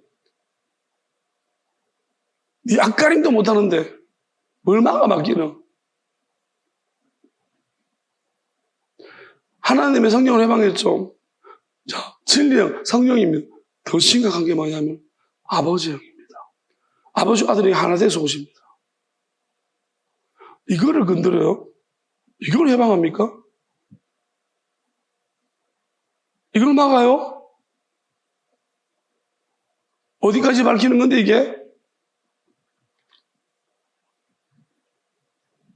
아무것도 없는 곳에서 참 모든 지혜의 권능까지 밝혀내는 건데, 그리고 비밀한 뜻까지 드러냈는데 이걸 막는다고? 최근에 외국에서 영상 하나가 올라왔습니다. 이제 앞으로 어떤 시대가 벌어질 것인지 계속해서 UFO에 대한 이야기 되게 많습니다. 저도 신경 다닐 때 사실 거기에 대한 염려와 두려움이 있어서 이거 어떻게 해야 되는가. 그래서 책을 책에서 얻은 게 별로 없어요. 그냥 그런 쪽 UFO와 이런 쪽에 연구하는 사람들이 있어가지고 책을 성경적으로 연구하면서 진짜 이거 대비해야 되는 거 아닌가 생각이 들었어요. 늘 염두에 마음에 생각이 있었어요. 근데 최근에 뭐냐면은 영상이 하나 올라왔는데 뮤하긴 비행물체가 발견됐어요. 그래서 이번에 드론으로 떼어가지고 미사일을 쐈어요. 실제로 그 뮤하긴 물체를 쐈어. 명총 탁 깨졌어요. 근데 웃긴 게 뭐냐면 벗겨져가지고 이 세 개가 네 개가 나눠져가지고 조그만 것들이 따라다니는 거예요. 같이 합쳐져. 그러니까 전부 다 드론 이게 뭐지? 분명히 맞췄대요. 맞췄는데 나눠져서 이렇게 가는 거예요. 이게 뭐지? 그게 지금 이게 영상이 올라와 있다고 보니까 진짜 맞는 것 같아요. 이게 뭐지라는 거예요. 이제 앞으로 UFO라는 묘하긴 물체에 대한 그게 굉장히 많이 앞으로 나올 거예요. 심각하게 많이 출현할 거예요. 확신합니다. 그러면 이게 뭐냐는 거예요. 저는 설명할 수 있습니다. 이게 뭔지 아세요? 이게 막이에요. 입자들은요, 저렇게 될 수가 없어요. 아시겠습니까? 맞으면 부서져요. 어떤 입자도 저게 보여준 거예요. 우리가 반물질이 생겨나고 물질화가 이루어지잖아요. 그러면 이런 거예요. 마귀는 뭐냐면 몸을 얻지 못한, 성경에 보면 아바돈, 아블론, 아비소스, 그죠? 이게 뭔지 알아요? 이게 무주경이에요. 계시록 9장에 보면은 무주경에서 분리한다고 했어요. 무주경이면 바닥이 없는 이유. 무슨 말이냐면은, 자, 우리가 죽음 이유라는 것이 있습니다. 그리고 하나님의 영원한 곳이 또 삼층적으로 보면 그 영원한 곳이 있습니다. 그러면 우리는 우주라고 표현하고 있는데요. 우주는 암흑 물질이라고 해서 우리가 전혀 이해를 하지 잘 못하고 있어요. 그러면 이렇게 생각하세요. 자, 제가 생명이라고 이야기했습니다. 생명은 뭐냐는 거예요. 그럼 저는 성경적 하나님이 보시는 생명은 뭐냐면은 물질만, 우리 몸만 생명이 아니에요. 우리는 육이 있어야지. 그래서 육적인 구원, 그래서 옛날에 화장도 못하게 하고 막 그러잖아요. 왜냐하면 지옥 간다. 어떻게 부활하냐고. 근데 이제는 근데 우리가 알아야 되는 것은 뭐냐면 이거예요. 결론적으로 이제 영혼이라는 것을 우리가 이제 이야기하는 거예요. 그럼 영혼은 생명입니다. 각각의 고유한 것입니다. 혼이 있고 영이 있습니다. 영이 있는 사람이 있고 영혼이 있는 사람이 있고 짐승은 영은 없습니다. 혼만 있지. 짐승의 표를 받지 말라고 했습니다. 육체가 되어버렸다고 했습니다. 그럼 영이 떠나가 버린 상태가 육만 남아요. 자, 영이 떠나갔습니다. 영이 떠나가면 육은 없는 거예요. 육만 있는 것은 절대로 영이 돌아오지 않습니다. 하나님의 영이니까. 그럼 그냥 소멸돼 부서지는 거예요. 가루, 에바. 그런데 육은 소멸되고 사실 하나님은 새로운 몸을 창조하시고 예수님의 육도 그렇게 됐을 거예요. 예수님의 육은 마리아로부터 온 거니까. 마리아는 하나님이 아닙니다. 그러면 예수님 안에서 다만 어떤 게 생겨나냐면 예수님의 육에는요. 예수님 안에서 영원한 몸은 예수님이 완전한 몸을 가지셨고 영원한 몸입니다. 그래서 그 육에 영향을 주었습니다. 그래서 예수님은 거기서 뭐를 하시냐면 우리 육의 모든 구조, 영과 육이 하나 되는 연결고리를 예수님이 이루신 거예요. 그리고 마지막에 영원히 죽지 않는, 사람 영원히 죽지 않는 존재를 이루기 위해서 예수님은 다시 올라가셨다. 부활하시고, 부활하신 형태가 그래서 중간당의 형태를 가지신 거예요. 왜냐하면 집이라고 말합니다. 그럼 예수님이 사람의 육체에 들어올 수 있는 부활하신 보혜사가 예수님과 다른 것은 예수님 우리 육에는 육이 들어오지를 못하시는 거예요. 육이 관여하셨지만. 그런데 보혜사는 뭐냐면 육체로 들어오신 거예요. 왜냐하면 근데 예수님이라는 육체가 아니고 그 사람의 예수님이라는 존재가 있고 다른 사람의 육이 들어와서 그 사람이 이런 거죠. 예언하거나 선지자들은 이미 그런 일이 일어났었습니다. 그들이 영에 들어와서 그들의 영혼을 통제하시면서 말하고 그렇게 하신 적이 있어요. 그렇지만 예수님은 보혜사는 뭐냐면 그 사람 안에서 변화시키는 역할을 합니다. 인격을 들어오시면 안 나가요. 문제는 뭐냐면 이 사람이 그러면 어떤 단계가 남아있느냐, 배도될 수 있습니다. 그 단계도 위험한 거예요. 그러니까 부활하신 예수님이 영을 받았음에도 불구하고 영원한 몸을 입었음에도 불구하고 배교한 자들이 있기 때문에 지금 이 문제가 생긴 거예요.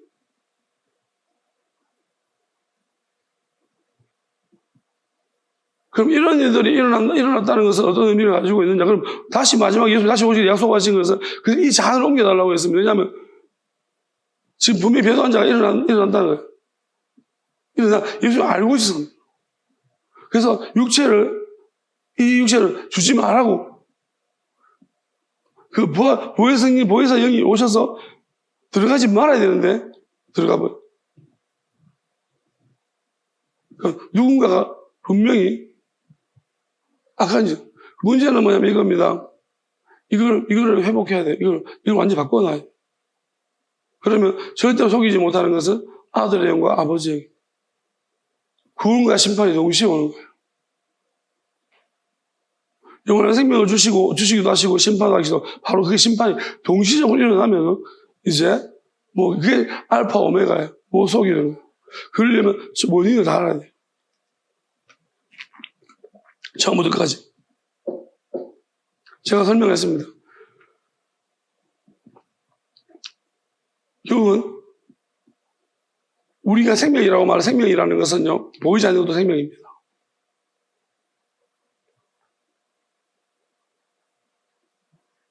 근데 사람은 보이는 데부터, 죽은 데부터 생겨났습니다. 그러면, 보이지 않는 것에서부터 나타나는 것이 있습니다. 그게 악인 거예요. 그럼 보이지 않는 것이 보이는 것으로 바뀌어지 전환되는 그게 악인 거예요. 하늘에서 별이 떨어진 걸 보느냐 그래서 마귀가 떨어진 거예요. 쫓겨나가지고 보이지 않는 곳에서 보이는 곳으로 바뀌어. 그러면 지금 어떤 현상이 발생했냐? 드론 쐈죠? 나눠졌다. 이게 지금 뭐냐면 현상을 보여주고 있는 거예요. 무지역에 의해서 마귀가 불려놨습니다. 그러면 이렇게 생각합시다. 저도 이제 이렇게 선포합니다.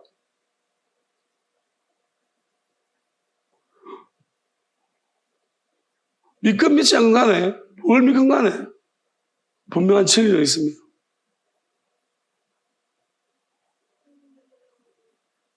예수님 이렇게 말했습니다. 계시록에 나를 찌른 자들이 나를 볼 것이라 했습니다. 그 이제는 보고 듣고 만진 바 됐다 했습니다. 요한은 내가 눈으로 보고 손으로 만진 바 되었다. 듣고 만진 바 되었다 했습니다. 이게 무슨 의미를 가지고 있을까요? 그래서 이런 시대가 열릴 것입니다. 저는 이렇게 생각합니다. 하나님이 나한테 뭘 준비를 시키셨는가를 생각해봤습니다. 그래서 이 시간 동안에, 이 기회 시간 동안 나는 뭘 했는가, 길며 길고 참, 뭘 했는가를 생각해봤어요. 첫 번째는요, 아무도 알지 못한 일을 이야기하고 있습니다. 한 번도 이야기한 적이 없는 일을 선포했습니다. 믿건 믿지 않건 간에 그건 상관없습니다. 그건 각자들의 몫이고 하나님이 이제 믿는 사람, 믿지 않는 사람을 동시에 하나님이 분명히 드러나게 하실 것입니다. 저는 처음으로 선포하는 것입니다. 어느 영역까지 갔느냐면 저는 이제 끝까지 갔다라고 저는 생각하고 있습니다. 마귀까지 존재 출현까지 이야기했기 때문에 비물질에서 물질화로 마귀의 생명 거기서부터입니다. 하나님 보내심으로부터 나온 거예요, 마귀. 보낸 자 중에 돌아오지 않은 자들이 있는 거죠. 자, 그러면 보낸 것부터, 그럼 우리는 이렇게 생각합니다. 우리는 존재가 죽은 것부터입니다. 사람은 죽은 상태부터입니다. 시작은. 그래서 우리는 죽는 거예요. 짐승의 표를 받지 말라고 했습니다. 그게 무슨 의미일까요?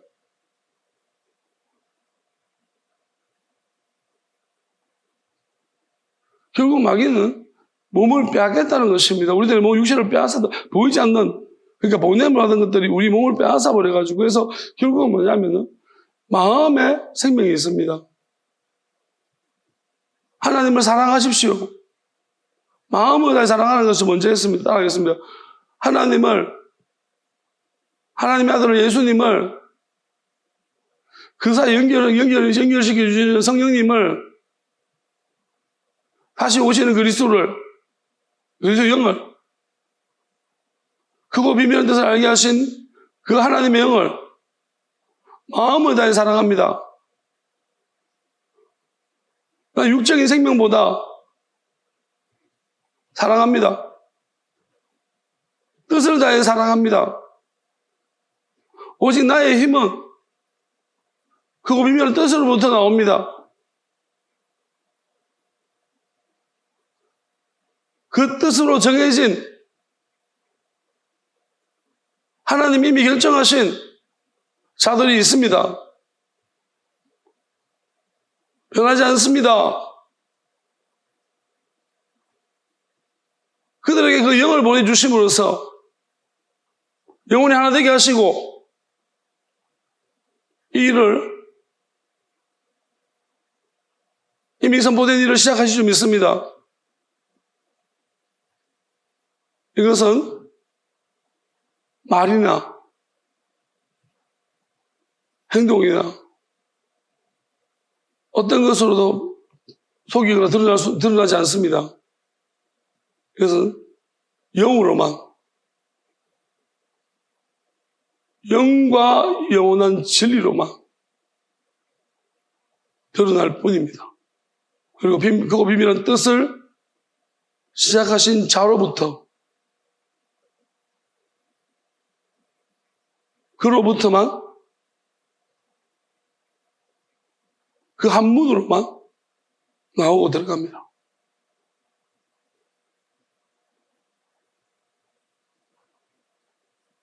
누구든지 어떤 영을 가져도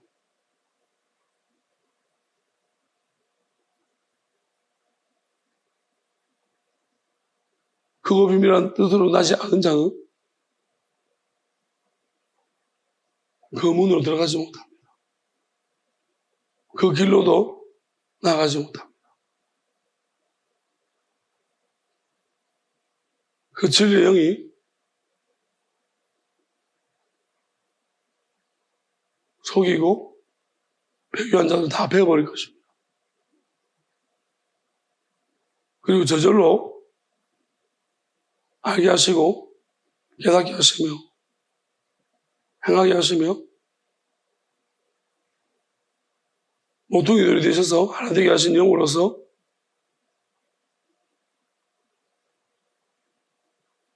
다 이으셨어. 잠자는 자들을 깨어나게 하셔서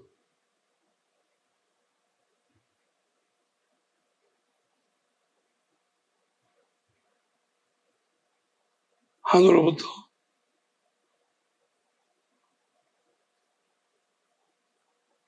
그 영의 번개치듯이 교통을 이루실 것입니다. 다른 영은 받은 자들은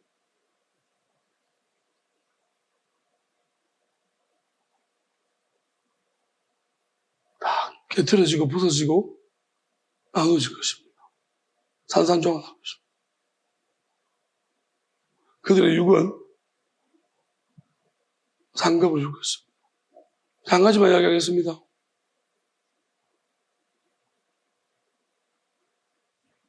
오늘은 크게 선포만 했습니다. 그 노릇만 이야기했고 자세한 부분은 차차 설명하겠습니다.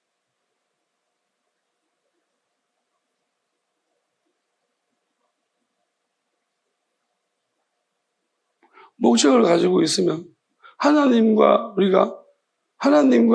대한 믿음은요, 사랑은요, 그 자체가 목적입니다. 내가 다른 무엇을 위해서 하는 것은 다 거짓입니다.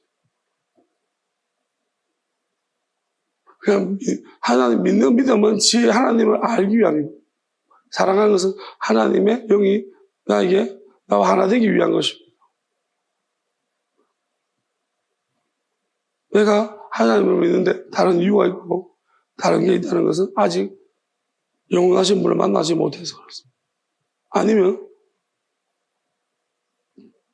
다른 믿음을 가지기 때문에, 다른 영을 받았고 다른 믿음을 그리고 남한테 강요하거나 슬퍼하거나 설득하거나 속이거나 하는 모든 미혹하는 것들은 이 영이 임하실 때까지 그러면 나타나시는 시간까지 그렇게 하면 그것은 영원한 심판인 줄 믿습니다. 나타나시면 영원한 심판입니다. 하나님은 절대로 용납하지 않습니다. 찬양합시다.